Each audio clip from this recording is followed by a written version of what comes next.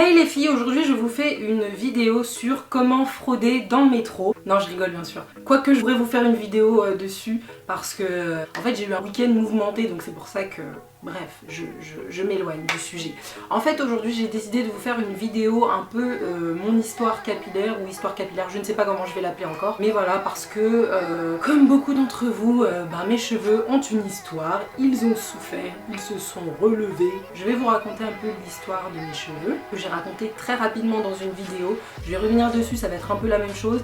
Mais voilà, je vais vous expliquer comment étaient mes cheveux pendant des années, qu'est-ce que j'ai décidé de faire, où j'en suis aujourd'hui et qu'est-ce que je compte faire. Mes cheveux alors ont été défrisés à un très jeune âge. Et dès que j'avais des repousses, je les défrisais. Dès l'adolescence, la préadolescence, je ne sais plus à quel âge exactement je me suis défrisée pour la première fois. Mais pendant des années, voilà, j'avais les cheveux défrisés. Et bien sûr, le défrisage amène à un cheveu abîmé, sec, cassant. Vous connaissez l'histoire, je vais pas vous la refaire. Et pour ça, j'ai utilisé les produits que j'ai utilisés dans ma vidéo routine capillaire pour cheveux secs, cassants et abîmés, je crois. Je vous mettrai le lien de la vidéo en barre d'infos. Donc c'est des produits Aphogie que j'ai utilisés pour restructurer mes cheveux, leur redonner de la force et de la vie parce qu'ils étaient vraiment endommagés. Et à côté, j'ai utilisé aussi des huiles parce que, comme je vous l'ai dit, les produits Aphogie sont très forts. Donc attention, je sais qu'il y a déjà eu des dégâts sur la tête de certaines filles.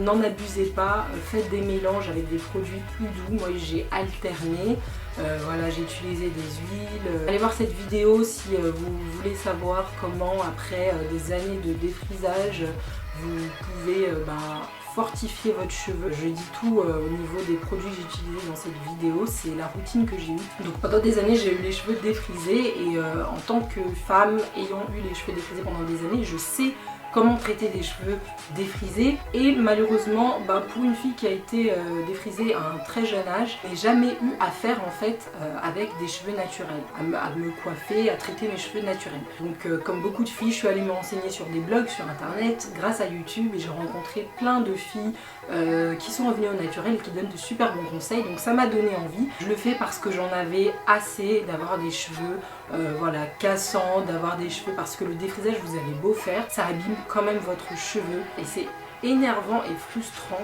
d'avoir des cheveux qui sont abîmés à longueur d'année. Donc voilà, j'ai décidé de revenir au naturel il y a un an, arrêter tout traitement chimique sur mes cheveux. Et malheureusement, je n'ai pas tenu parce que il y a un an, je ne sais plus quand exactement au milieu de l'année, il y a eu un événement et du coup à la veille de l'événement, c'était un dimanche, tous les magasins étaient fermés, il n'y avait pas de coiffeur, il n'y avait rien, j'avais personne pour m'aider, je savais pas quoi faire avec ma tête, j'étais en transition entre mes cheveux gonflés, crépus, qui voulaient pas obéir, et mes cheveux raides qui ressemblaient à rien, les cheveux défrisés, les pointes qui ressemblaient à rien. Donc j'étais entre ces deux textures et c'était vraiment horrible à voir. Et du coup je me suis dit tant pis, je redéfrise. Donc j'ai redéfrisé toutes mes repousses. Je regrette pas parce que j'assume tout, mais je le regrette dans le sens où je me dis qu'aujourd'hui, si j'avais pas défrisé, là ça aurait fait peut-être 1 an et demi que j'aurais eu les cheveux naturels et j'aurais peut-être une super belle longueur de cheveux naturels. Mais bon, tant pis, c'est fait, c'est fait. Là j'ai décidé de reprendre et de tenir. Cette fois-ci je vais tenir parce que je suis obligée de vous en donner des nouvelles et parce que j'ai envie de tenir aussi. Où j'en suis aujourd'hui? Alors aujourd'hui je suis en transition. Il y a quelques mois je me suis promis de ne plus jamais défriser ou assouplir parce que je faisais aussi des assouplissants et je ne sais plus exactement c'était quand, mais on va dire que c'était de l'ordre de 3 à 4 mois. Et depuis c'est vrai que je n'utilise plus ces produits, je suis revenue au naturel. Pour vous expliquer, j'ai beaucoup de chance parce que en fait moi mes cheveux raides ont le même aspect que mes cheveux naturels, mes racines en fait qui poussent.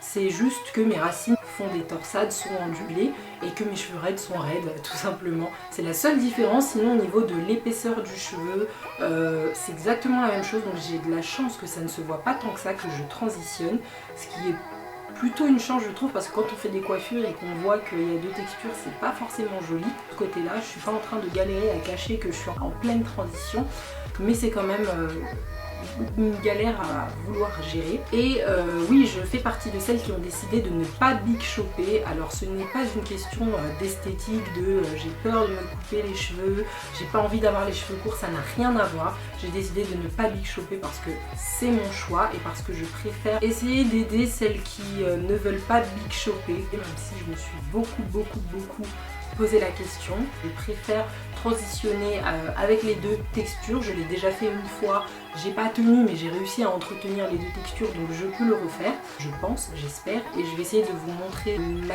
technique, ce que je fais, les produits que j'utilise, etc. à travers des vidéos que je vous ferai bien sûr après sur ma chaîne. Tout ça pour vous dire qu'aujourd'hui j'en suis là, donc je suis à la transition, je ne big shop pas. Et j'en suis à peut-être 5 cm de cheveux naturels maintenant. J'adore, franchement j'adore, je ne saurais même pas vous expliquer. Je suis très contente de revenir au naturel, de ne pas défriser et je vais tenir, ça c'est sûr. Et à partir d'une certaine longueur, oui je couperai, mais là j'ai décidé de ne pas big shopper. Et je dois avoir les cheveux qui arrivent à peu près, alors pour les cheveux de devant à là et pour les cheveux de derrière, allez on va dire à là. Là j'ai des extensions à clip, donc oui ils sont crépus, en fait c'est la texture de mes cheveux, donc c'est pour ça qu'on y voit que du feu, tant mieux. J'ai utilisé beaucoup d'huile dans ma vie en général pour les cheveux. Et là j'ai décidé, vu que je reviens au naturel et que j'aimerais avoir une jolie longueur, assez rapidement, ça veut pas dire dans 2 mois, mais que voilà, ça avance bien, que j'ai des repousses assez conséquentes. J'ai décidé d'utiliser 2 huiles qui normalement devraient m'aider, à savoir l'huile de ricin, qui est très connue pour la pousse du cheveu. L'huile de ricin, j'ai eu l'occasion de l'utiliser pour mes cils et ça avait vraiment marché, et je me suis dit pourquoi pas acheter une énorme bouteille et l'utiliser sur mon cuir chevelu pour voir la différence. Et j'ai aussi décidé d'utiliser l'huile d'ail. Alors là c'est une grande première pour moi parce que je n'ai jamais utilisé d'huile d'ail de ma vie. C'est censé aider à la stimulation de la circulation du sang. L'huile d'ail est censée aussi aider à stopper la chute des cheveux. Voilà, donc j'ai décidé d'utiliser ces 2 huiles. Je vous en dirai des nouvelles. Pour le reste, mes cheveux, ma transition, je vous expliquerai tout ça dans d'autres vidéos. Donc je ne sais pas si vous êtes dans ce cas-là ou non, mais bon, si ça vous intéresse, je vais essayer de faire du mieux que je peux pour vous aider, vous donner des conseils si vous êtes dans le même cas. Sinon, je n'ai pas de solution miracle, donc moi je fais avec des produits que je connais, dont j'ai l'habitude. La solution miracle n'existe pas, mais je vais essayer au mieux de vous aider.